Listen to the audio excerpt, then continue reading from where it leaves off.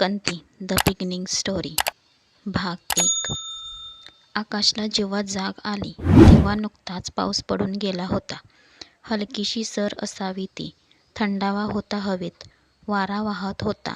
त्यात पावसाचे थेंब मिसळून घुसळून एक वेगळंच वातावरण तयार झालं होतं. त्या थंड वाऱ्याच्या झोतानेच त्याला जाग आली होती. आकाश त्याच्या तंबूमध्येच पहुडला होता. डोळे उघडले आणि तंबूमधून डोकं बाहेर काढलं. छान वारा सुटला होता. प्रसन्न वातावरण अगदी. तसाच डोळे चोळत बाहेर आला. अंग आळोखे पिळोखे देत वाकडं तिकडं करत आळस दिला. घड्याळात पाहिलं तर सकाळचे 7:30 वाजत होते. तरीही अजून सूर्यदेवाचे आगमन झाले नव्हते.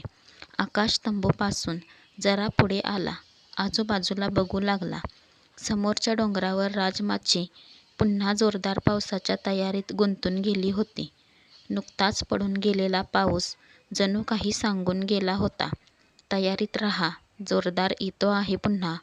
त्या बाजूचा सर्व परिसर धुक्यात हरवून गेला होता. जसं काही पांढऱ्या शुभ्र रंगाची शालच पांघरली होती. तिथे 3च रंग होते त्या परिसरात. आभाळाचा काळसर रंग, धुक्याचा शुभ्र रंग आणि राजमाचीचा करडा हिरवट रंग. किती छान दृश्य होतं ते. आकाश पुन्हा तंबूत आला. त्याने त्याचा कॅमेरा उचलला आणि पटापट 3-4 फोटो काढून घेतले. शहरात कुठे दिसते असं दृश्य, बरोबर ना? 5-10 मिनिटं आकाश ते सर्व पाहत होता. समोरच वातावरण अधिक गडद होऊ लागलं होतं. राजमाची तर आता जवळपास दिसेनाशी झाली होती. बोचरा वारा सुरू झाला. शहारलं अंग आकाशचं. पावसाची चाहुल होती ती.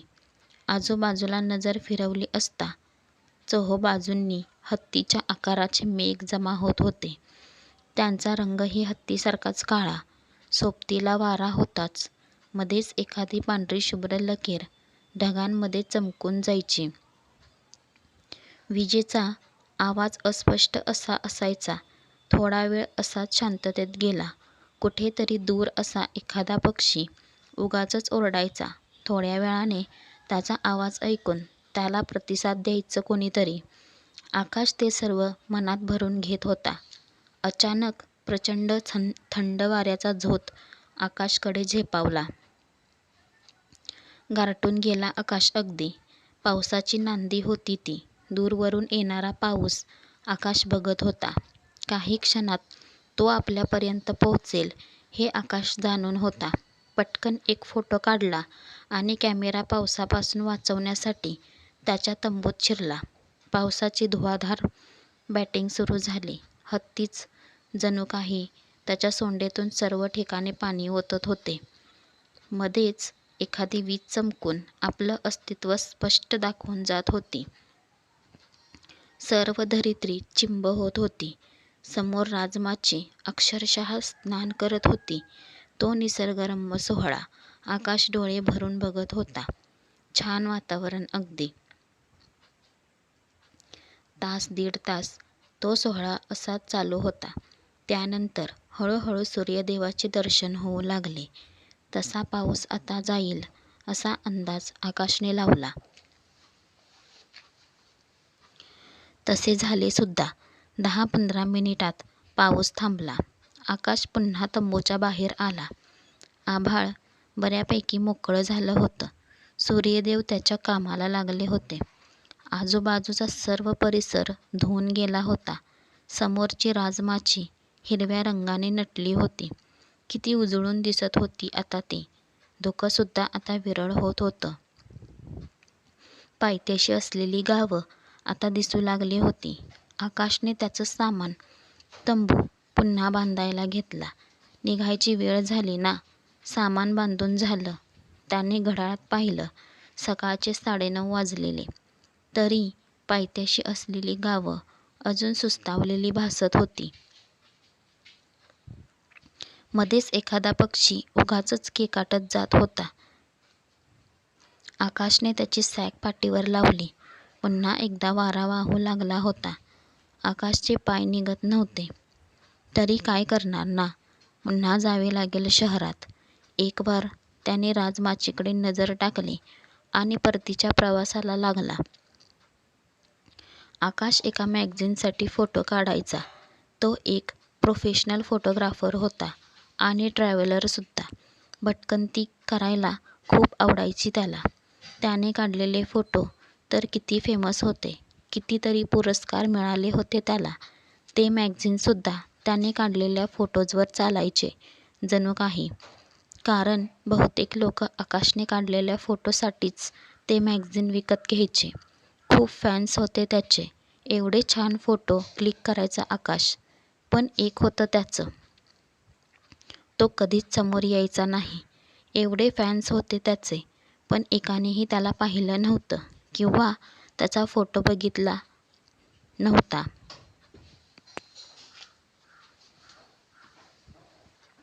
फेसबुकवर त्याने एक फोटो टाकायचा. बाकी धडाधड कमेंट्स, लाईक्सचा नुसता पाऊस पडायचा. तरी FBवर त्याचा स्वतःचा असा एकही फोटो नव्हता. एवढे पुरस्कार त्याला मिळालेले, तरी एकदाही तो स्वतः पुरस्कार घेण्यासाठी गेला नाही किंवा सोहळ्याला हजेरी लावली नव्हती. अलिप्त राहायचा. त्याला त्याच्या घरचे आणि ऑफिसमधले एवढेच काय ते जवळचे, निदान मानवाच्या वस्तीतले तरी. घरीसुद्धा परिस्थिती छान अशी. आई-वडील सरकारी नोकरीत, मोठ्या भावाचा बिझनेस. त्यामुळे आकाशला तशी काम करायची गरजच नाही.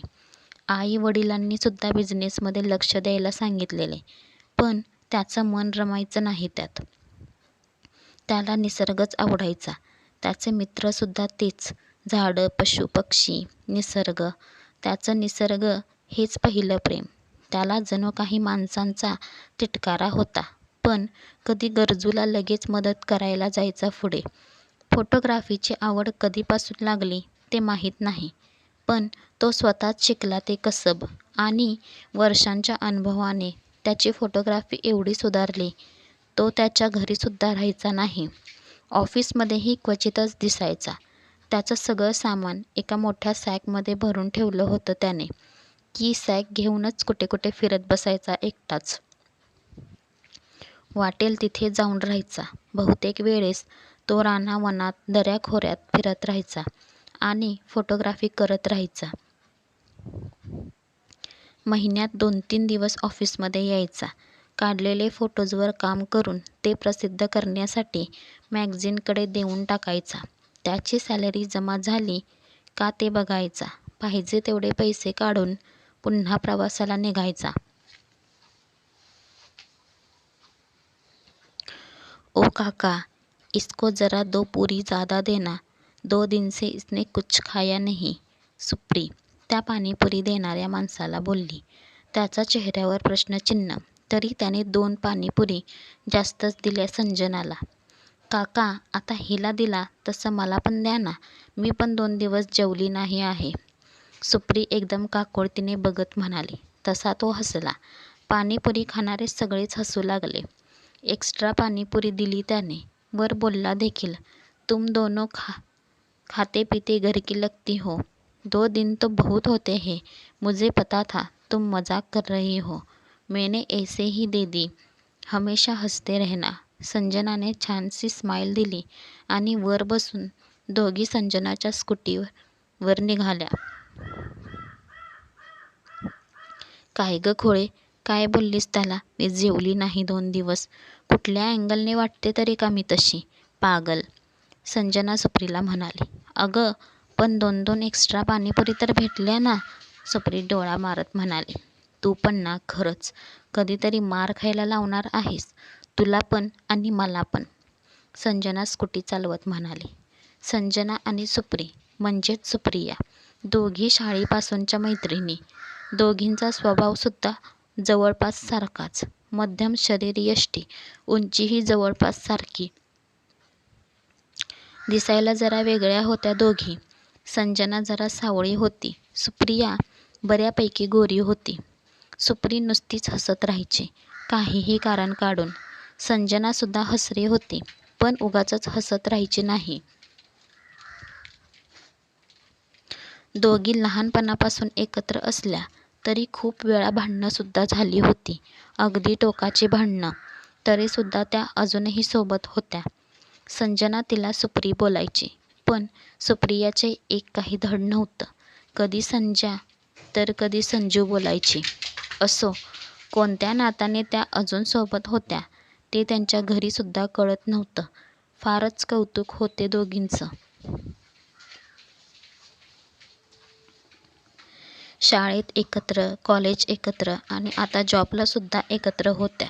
सकाळ झाली की जॉबला जायचे आणि संध्याकाळ झाली की फिरायला. हेच होतं त्यांचं आयुष्य. दोघींचं विश्व फक्त. त्यात तिसऱ्या कोणाला प्रवेश नव्हता. अजिबात नाही. पावसाळा सुरू झालेला. या दोघींना खूप आवडायचा पाऊस. त्यात भिजायला तर किती आवडायचं, विशेष करून सुप्रीला.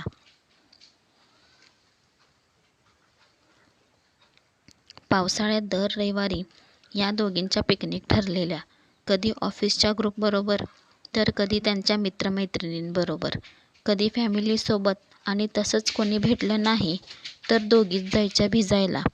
दोघींना एकमेकांशिवाय करमायचे नाही, अशीच त्यांची मैत्री होती, अतूट अशी. पण यंदाच्या पावसात काहीतरी वेगळं होणार होतं. पावसाचे दिवस, त्यात रस्त्यावर पाणी साचलेलं.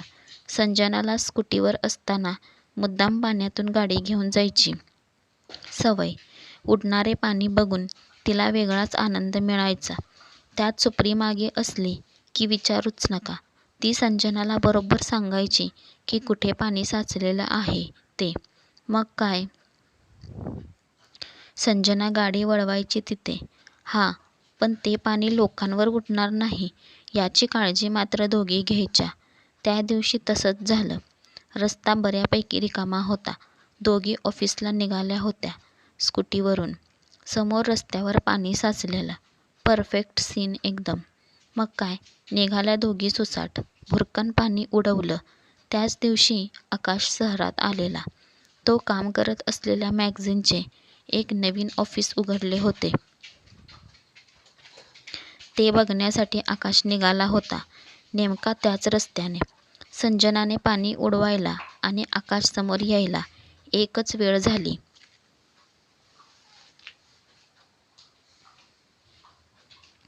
आकाशने पटकन कॅमेरा मागे घेतला, तरीही स्वतःला त्या चिखलापासून वाचवू शकला नाही. चिखलाची एक छानपैकी नक्षी त्याच्या शर्ट आणि जीन्सवर दिसत होती आता. कॅमेरा थोडक्यात बचावला, तरीही थोडासा चिखल लागला कॅमेऱ्याला. संजनाला कळलं ते. तिने गाडी थांबवली, पण मागे बघायची हिंमत होत नव्हती. सुप्रीने आकाशकडे बघत लगेच एक स्माईल दिली. सॉरी अंकल म्हणाली. संजनाला स्कूटी चालू करायला सांगितलं आणि दोघी पटकन नजरेआड झाल्या. आकाश त्या दोघींकडे पाहत होता. त्यांच्यावर तरी काय रागवायचे. माणूस जातच अशी असते, दुसऱ्यांना त्रास द्यायचा फक्त, आणि त्रास झालेला बघून हसायचं. आकाश मनातल्या मनात म्हणाला. त्याला कुठे भावना होत्या. राग तर कधी यायचा नाही त्याला. कधीच हसायचा, ते सुद्धा एखाद्या पक्ष्याचा आवाज ऐकून. त्या दोघी निघून गेल्या तसा त्याने मागे लपवलेला कॅमेरा बाहेर काढला.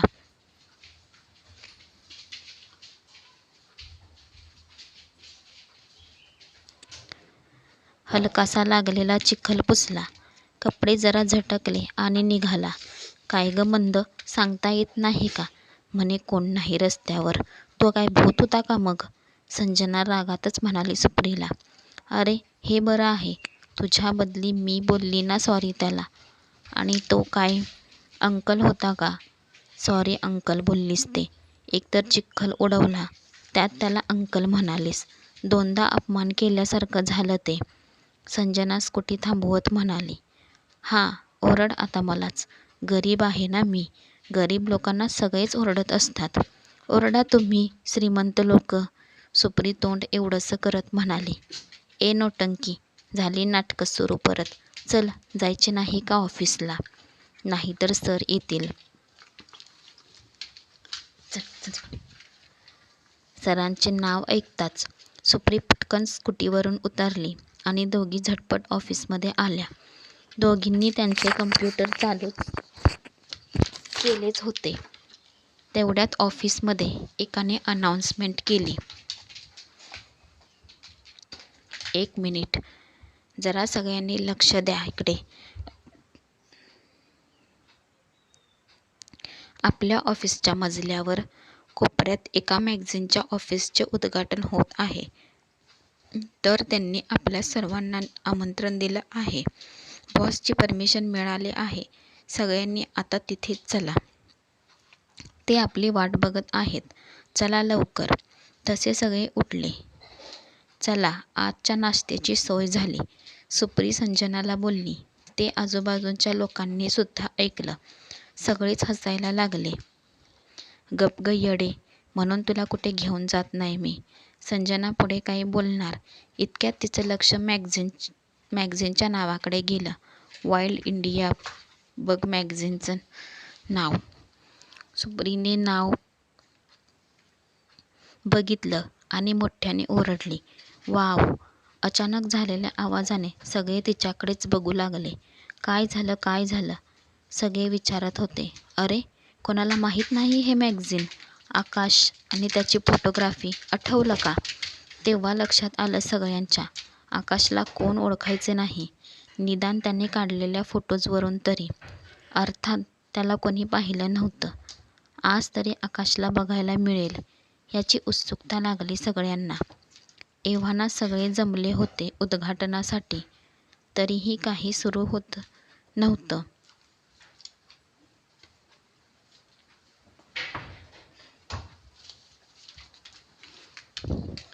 सुप्रीला भूक लागली होती. तीच पुढे जाऊन बोलली, "ओ काका, कोणाची वाट बघत आहेत? नाहीतर ते थंड होईल ना नाश्ता." "मग बरोबर नाही लागत थंड थंड." तसा तो हसला आणि म्हणाला, "आमच्या मोठ्या ऑफिसमधून एक जण येणार आहे. तो आला की सुरू करू." त्याने आकाशचं नाव घेणे मुद्दाम टाळलं. 10 मिनिटं गेले असतील. मागून एक जण पुढे आला.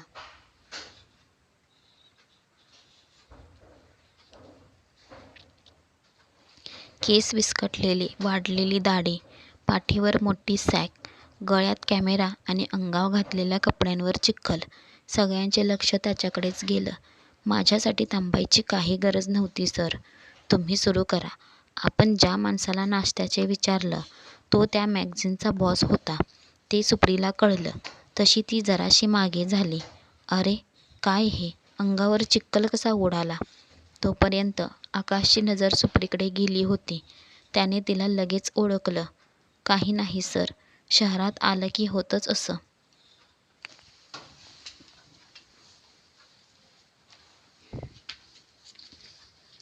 उद्घाटन झालं आणि सगळे नाश्ता करायला गेले.